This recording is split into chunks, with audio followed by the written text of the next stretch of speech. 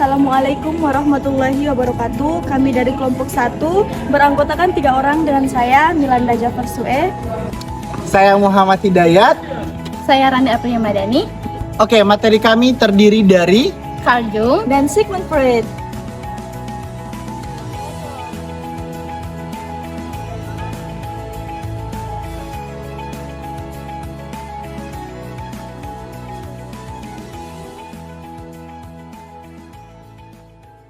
Biografi dari Sigmund Freud.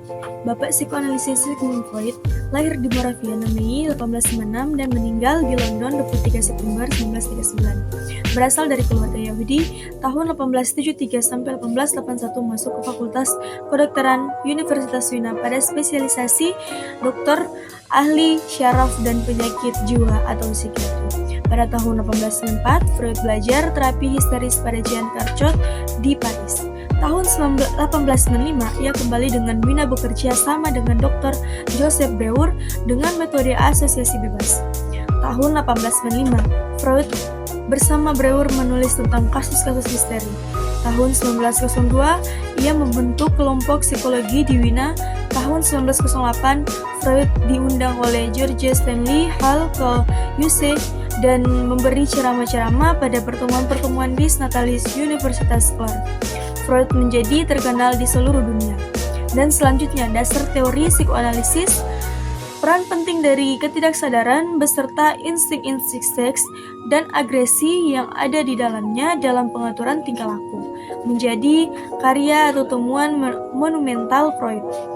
Sistematik yang dipakai Freud dalam mendeskripsi kepribadian menjadi 3 pokok, yaitu yang pertama, struktur kepribadian, dinamika kepribadian, dan perkembangan kepribadian. Selanjutnya, struktur kepribadian. Kehidupan jiwa memiliki 3 tingkat kesadaran, yakni sadar, prasadar, dan tak sadar. Pada tahun 1923, Freud mengenalkan 3 model struktur yang lain, yaitu id, ego, dan superego.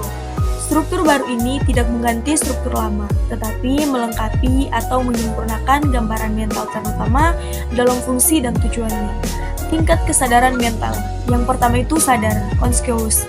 Tingkat kesadaran yang berisi semua hal yang kita cermati pada saat tertentu. Menurut Freud, hanya sebagian kecil saja dari kehidupan mental, yaitu pikiran, persepsi, perasaan, dan ingatan, yang masuk ke kesadaran atau consciousness. Dan yang kedua, prasadar atau preconscious. Prasadar disebut juga ingatan siap atau available memory, yakni tingkat kesadaran yang menjadi jembatan antara sadar dan tak sadar. Pengalaman yang ditinggal oleh perhatian semula disadari tetapi kemudian tidak lagi dicermati, akan tetapi ditekan pindah ke daerah prasadar. Untuk materi selanjutnya adalah unconscious atau tak sadar. Tak sadar atau unconscious adalah bagian yang paling dalam dari struktur kesadaran dan menurut Freud merupakan bagian terpenting dari jiwa manusia. Secara khusus, Freud membuktikan bahwa ketidaksadaran bukanlah abstraksi hipotetik tetapi itu adalah kenyataan empirik.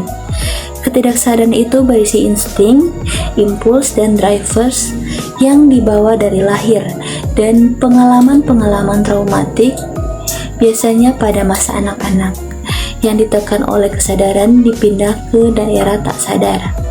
Selanjutnya adalah ID. ID adalah sistem kepribadian yang asli dibawa sejak lahir. Dari ID ini kemudian akan muncul ego dan superego.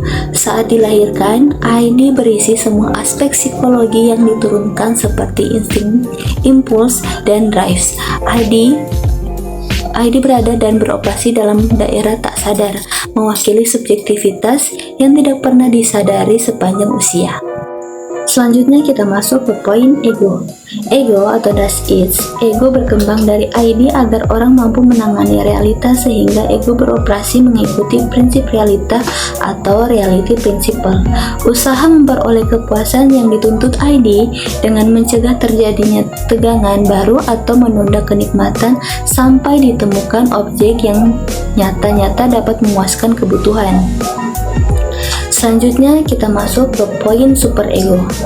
Superego das Über-Ich. Superego adalah kekuatan moral dan etik dari kepribadian yang beroperasi memakai prinsip idealistik atau idealistic principle. Sebagai lawan dari prinsip kepuasan ID dan prinsip realistik dari ego, superego berkembang dari ego dan seperti ego, ia tak punya sumber energinya sendiri. Lanjut, materi berikutnya adalah dinamika kepribadian.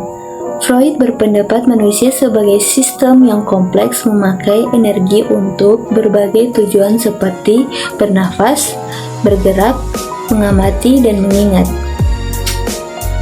Kegiatan psikologi juga membutuhkan energi yang disebut energi psyche atau psychic energi.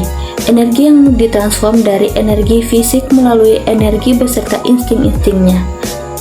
Lanjut, yang terakhir adalah insting sebagai energi psikis. Insting adalah perwujudan psikologi dari kebutuhan tubuh yang menuntut pemuasan. Misalnya, insting lapar berasal dari kebutuhan tubuh secara fisiologis sebagai kekurangan nutrisi dan secara psikologis dalam bentuk keinginan makan. Hasrat atau motivasi atau dorongan dari insting secara kuantitatif adalah energi psikis dan kumpulan energi dari seluruh insting yang dimiliki seseorang merupakan energi yang tersedia untuk menggerakkan proses kepribadian. Insting terbagi menjadi dua, insting hidup dan insting seks. Insting hidup disebut juga eros adalah dorongan yang menjadi survival dan produksi seperti lapar, haus, dan seks. Insting mati atau insting destruktif disebut juga Thanos, bekerja secara sembunyi-sembunyi dibanding insting hidup. Distribusi dan pemakaian energi dinamika kepribadian ditentukan oleh secara energi psikis, distribusi dan dipakai oleh id, ego, superego. Jumlah energi psikis terbatas dan ketiga unsur struktur itu bersaing untuk mendapatkannya.